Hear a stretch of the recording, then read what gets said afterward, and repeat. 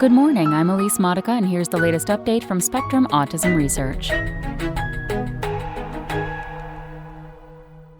Making Neuroimaging Accessible for More Autistic Children by Laura Dotaro. Many autism researchers use neuroimaging techniques to better understand how the brain differs between autistic and non-autistic people. But much of that work excludes autistic people who are minimally verbal or have intellectual disability, largely because researchers have assumed scanning such individuals would be too difficult, says Emily Kushner, assistant professor of psychology in psychiatry at the University of Pennsylvania in Philadelphia. That's 30 to 40% of the population not being represented in neuroscience findings, Kushner says. Some autistic children with limited verbal or cognitive abilities may have trouble following directions about scanning or lying still for long periods of time, for example. So Kushner designed a protocol to help researchers using magnetoencephalography, or MEG, to ease the experience for these children. Researchers often turn to MEG, which captures the brain's electrical activity using magnets, to study how the brain responds to sound. Some research hints that delays in such responses could contribute to speech and language difficulties in some people with autism. But without the ability to study these responses in autistic people who are minimally verbal or have intellectual disability, whether those findings apply to them has been unclear. MEG is also increasingly being used to study face processing, social cognition, and motor function, Kushner says, and researchers may be able to use the new scanning approach she developed with other imaging techniques such as electroencephalography, or EEG, and magnetic resonance imaging, or MRI. Kushner talked to Spectrum about how she and her team designed the protocol and how it will help researchers include more autistic people in imaging studies. Spectrum. What motivated you to develop this new protocol? Emily Kushner. Studies have excluded a large portion of children on the spectrum who have limited language or intellectual disability. From a social justice ethical perspective, it is an inequity we really wanted to address. It also limits the generalizability of results. Our lab has found that kids on the spectrum who have mild language impairment show delays in processing auditory tones. But we had never looked at children with an intelligence quotient below 70 or with more severe language impairments. Do they have a further delay, or is something different happening in the brain? We knew that needed to be the next step in our research, but we also knew that we needed to bolster how we prepare for and execute visits with these children and their families. How does MEG differ from MRI or other kinds of imaging? What I like to say to families is that it's somewhere in between the physical structure of an MRI and an EEG. Your head is in a machine, but not the rest of your body, which allows you to have a little more freedom with body movement. The other benefit of MEG is that children and adults can be scanned while lying down or sitting up. In a pilot study, we found that this population of children in particular was just really nervous about lying down.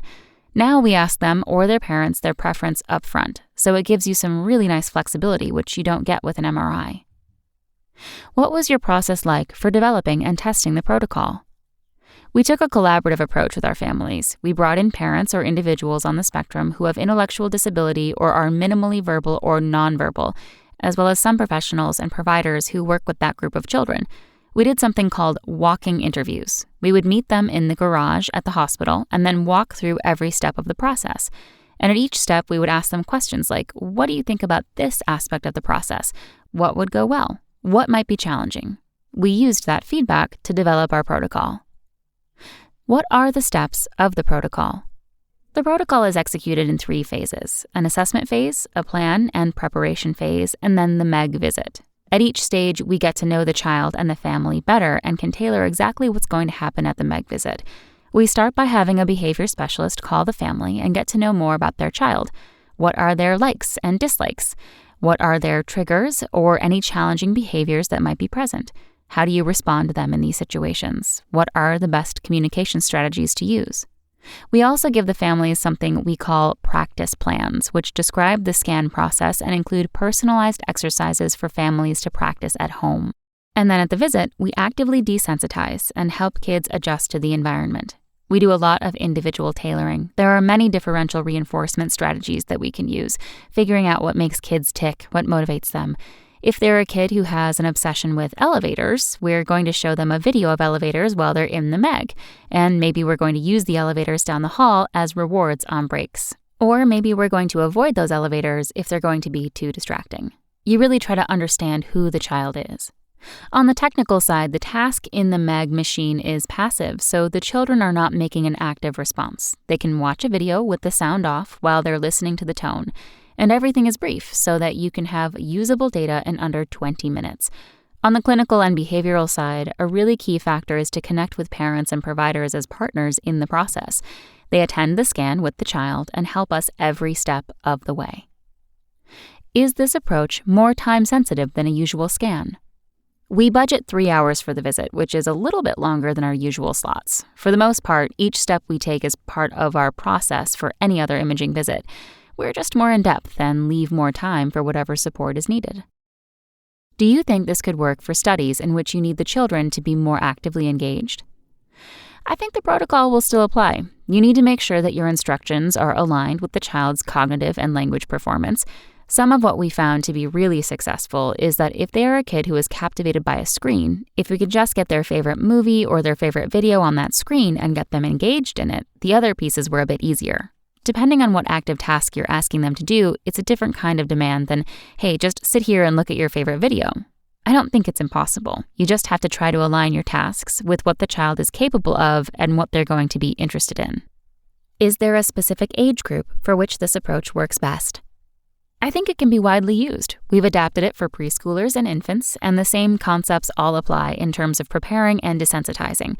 When you have younger children or children who have more limited performance in the language and cognitive areas, in some ways you're desensitizing the parent as much or more than the child because they're really your partner in the process.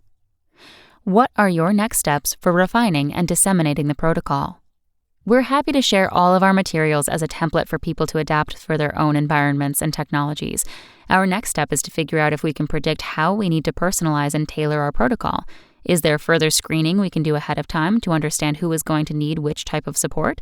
Where are we going to need to spend more time preparing this particular child? And can we get any better at predicting who is going to be successful when they reach the lab? What response did you get from families about the experience?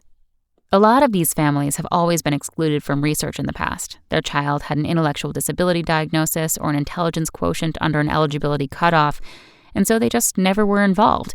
They never got to come in and participate in research. Mostly, they were just excited to be there and wanting to contribute. They were happy to be part of the process and gain a little more information about their child during the evaluation. That's all for today. Check back on Friday for more content from Spectrum Autism Research or go to spectrumnews.org.